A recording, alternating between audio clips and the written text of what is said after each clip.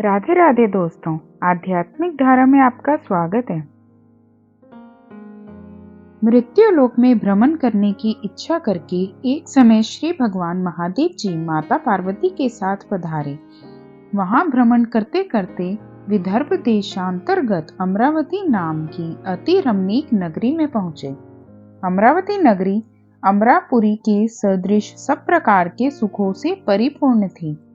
उसमें वहां के महाराज का बनाया हुआ अति रमणीक शिवजी का मंदिर बना था। उसमें भगवान शंकर भगवती पार्वती के साथ निवास करने लगे। एक समय माता पार्वती ने प्राणपति को प्रसन्न देख के मनोविनोद करने की इच्छा से बोली, हे महाराज, आज तो हम तुम दोनों चौसर खेलेंगे। शिवजी ने प्राण प्रिया की बात को मान लिया और चौसर खेलने लगे। उस समय इस स्थान पर मंदिर का पुजारी ब्राह्मण मंदिर में पूजा करने को आया। माता जी ने ब्राह्मण से प्रश्न किया कि पुजारी जी बताओ, इस बाजी में दोनों में किसकी जीत होगी। ब्राह्मण बिना विचारे ही शीघ्र बोल उठा कि महादेव जी की जीत होगी। थोड़ी देर में बाजी समाप्त हो गई और पार्वती जी की विजय हुई। अब तो पार्वती जी ब्राह्मण को झूठ बोलने के अपराध के कारण श्राप देने को उद्यत हुई। तब महादेव जी ने माता पार्वती को बहुत समझाया, परंतु उन्होंने ब्राह्मण को कोढ़ी होने का श्राप दे दिया। कुछ समय बाद माता पार्वती के श्रापवश पुजारी के शरीर में कोढ़ पैदा हो गया। इस कारण पुजारी अनेक प्रकार से दुखी रहने लगा। इस तरह के कष्ट भोगते हुए जब बहुत दिन हो गए तो देवलोक की अप्सराएं शिवजी की पूजा करने उसी मंदिर में पधारी और पुजारी के कोढ़ के कष्ट देख बड़े दया भाव से उससे रोगी होने का कारण पूछने लगी। पुजारी ने निसंकोच सब बातें उनसे कह दी। वे अप्सराएं बोली, हे पुजारी, अब तुम अधिक दुखी मत होना, भगवान शिवजी तुम्हारे कष्टों को दूर कर देंगे।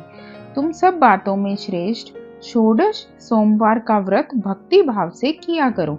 पुजारी जी अप्सराओं से हाथ जोड़कर विनम्र भाव से 16 सोमवार व्रत की विधि पूछने लगे। अप्सराएं बोली कि जिस दिन सोमवार हो उस दिन भक्ति के साथ व्रत करें, स्वच्छ वस्त्र पहने, आधा सेर गेहूं का आटा लें, उसके 3 अंग बनाएं और घी, गुड़, दीप, नैवेद्य, पुंगी फल, बेलपत्र, जनेऊ, जोड़ा, चंदन, अक्षत, पुष्प आदि के द्वारा प्रदोष काल में भगवान शंकर का विधि से पूजन करें। उसके बाद अंगों में से एक शिवजी को अर्पण करें, बाकी 2 को शिवजी की प्रसादी समझकर उपस्थित जनों में बांट दें और स्वयं भी प्रसाद पाएं। इस विधि से 16 सोमवार व्रत करें। तत्पश्चात 17वें सोमवार के दिन पाव सेर पवित्र गेहूं के आटे की बाटी बनाएं।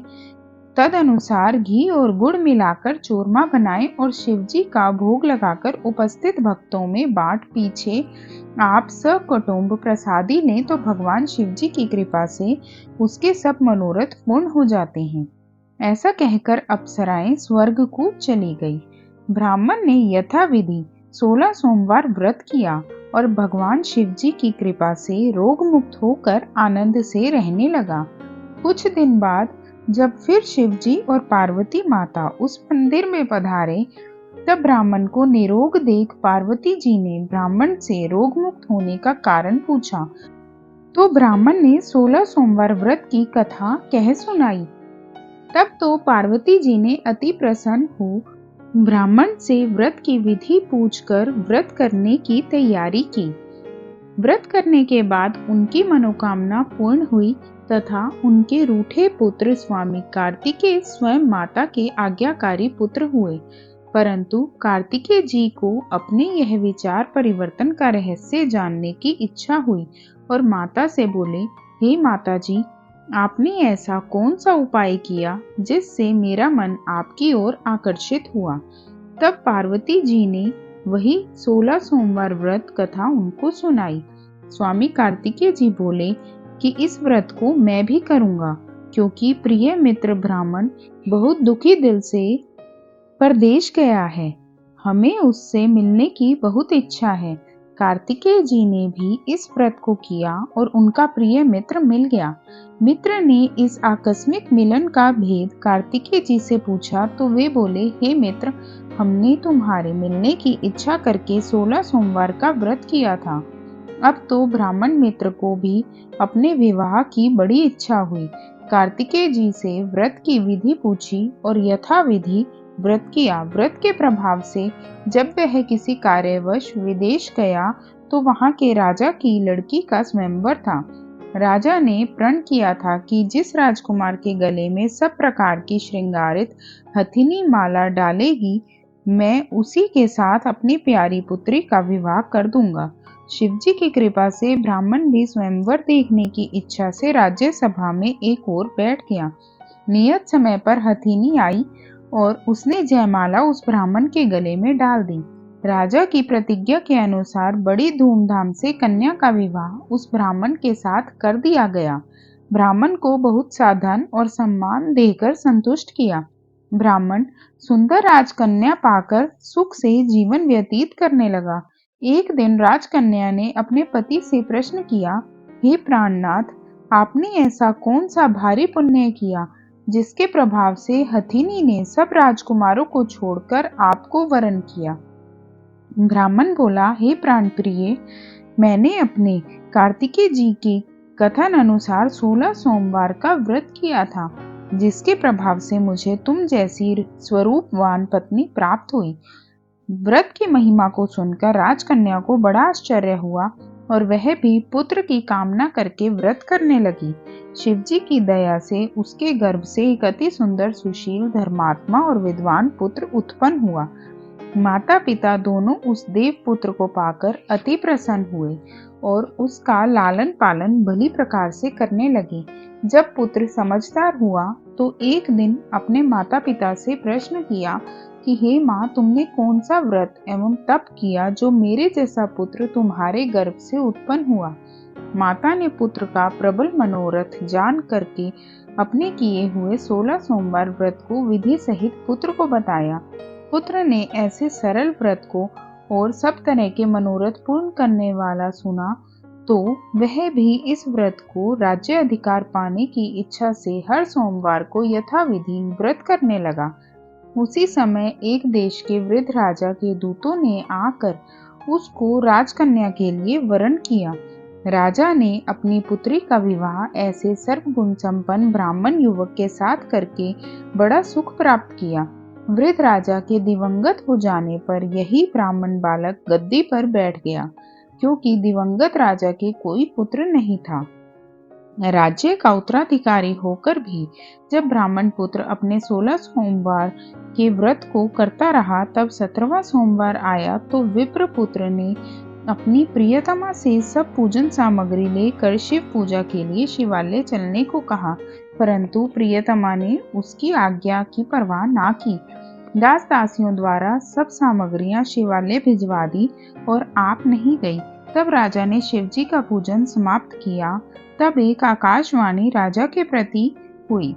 राजा ने सुना कि हे राजा, अपनी इस रानी को राजमहल से निकाल दे, नहीं तो तेरा सर्वनाश कर देगी। आकाशवाणी को सुनकर राजा के आश्चर्य का ठिकाना नहीं रहा और तत्काल ही मंत्रणा गृह में आकर सभासदों को बुलाकर पूछने लगा कि हे मंत्रियों, मुझे आज शिवजी की वाणी हुई है कि राजा तू अपनी इस रानी को निकाल दे, नहीं तो ये तेरा सर्वनाश कर देगी।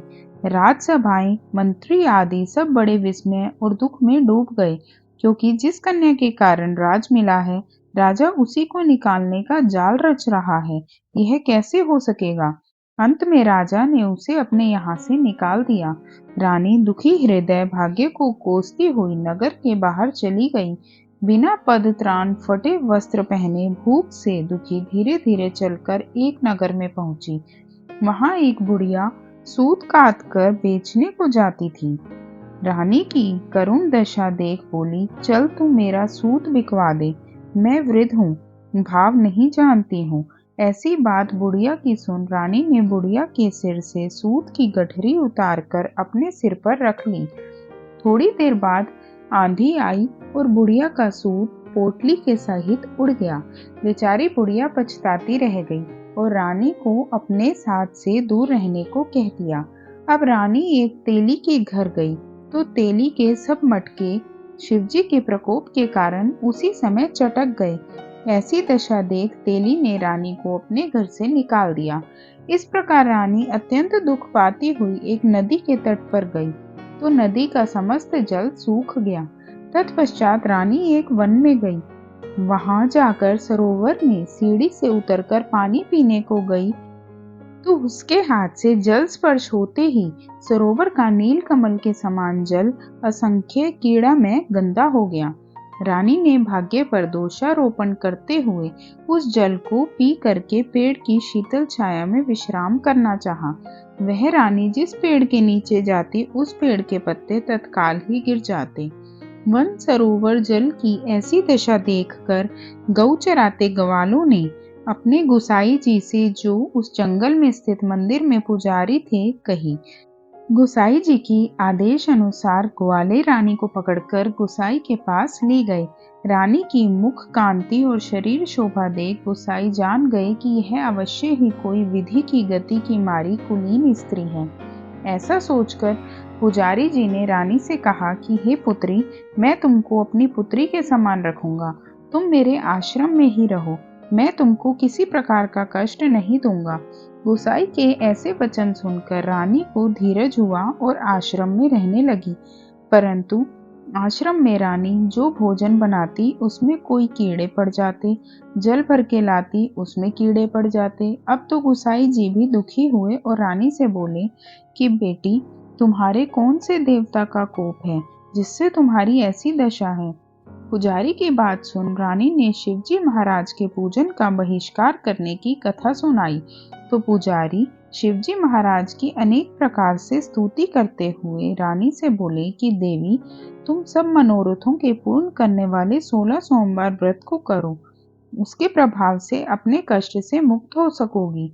गुसाई की बात सुनकर रानी ने 16 सोमवार व्रत को विधिवत संपन्न किया और 17वें सोमवार को पूजन के प्रभाव से राजा के हृदय में विचार उत्पन्न हुआ कि रानी को गए बहुत समय व्यतीत हो गया, न जाने कहां कहां भटकती होगी, ढूंढना चाहिए। यह सोच रानी को तलाश करने के लिए चारों दिशाओं में दूत भेजे। वे दूत रानी को देखते हुए पुजारी के आश्रम में पहुंचे। वहां रानी को पाकर पुजारी से रानी को मांगने लगे, परंतु पुजारी ने उनसे मना कर दिया। तो दूत चुपचाप लौटे और आकर महाराज के सम्मुख रानी का पता बतलाया। रानी का पता पाकर राजा स्वयं पुजारी के आश्रम में गए और पुजारी से प्रार्थना करने लगे कि महाराज, जो देवी जी आपके आश्रम में रहती हैं वह मेरी पत्नी है। शिवजी के कोप से मैंने इसको त्याग दिया था। अब इस पर से शिव का प्रकोप शांत हो गया है, इसलिए मैं उन्हें लेने आया हूँ। आप इनको मेरे साथ जाने की आज्ञा दे दीजिए। गुसाई जी ने राजा के वचन को सत्य समझकर रानी को राजा के साथ जाने की आज्ञा दे दी। गुसाई की आज्ञा पाकर रानी प्रसन्न होकर राजा के साथ महल में आई। नगर में अनेक प्रकार के बधावे बजने लगे। नगर निवासियों ने नगर के दरवाजे तथा नगर को तोरण बंधनवारों से विविध विधि से सजाया। घर घर में मंगल गान होने लगे। पंडितों ने विविध वेद मंत्रों का उच्चारण करके अपनी राजरानी का स्वागत किया। ऐसी अवस्था में रानी ने पुनः अपनी राजधानी में प्रवेश किया। महाराज ने अनेक तरह से ब्राह्मणों को दान आदि देकर संतुष्ट किया। याचकों को धन धान्य दिया। नगरी में स्थान स्थान पर सदा व्रत खुलवाए, जहाँ भूखे लोगों को भोजन मिलता था। इस प्रकार से राजा शिवजी की कृपा का पात्र हो राजधानी में रानी के साथ अनेक तरह के सुखों का भोग करने के बाद शिवपुरी को पधारे। ऐसे ही जो मनुष्य मनसा वाचा कर्मणा द्वारा भक्ति सहित 16 सोमवार का व्रत पूजन इत्यादि विधिवत करता है, वह इस लोक में समस्त सुखों को भोग कर अंत में शिवपुरी को प्राप्त होता है। यह व्रत सब मनोरथों को पूर्ण करने वाला है। इति 16 सोमवार व्रत कथा।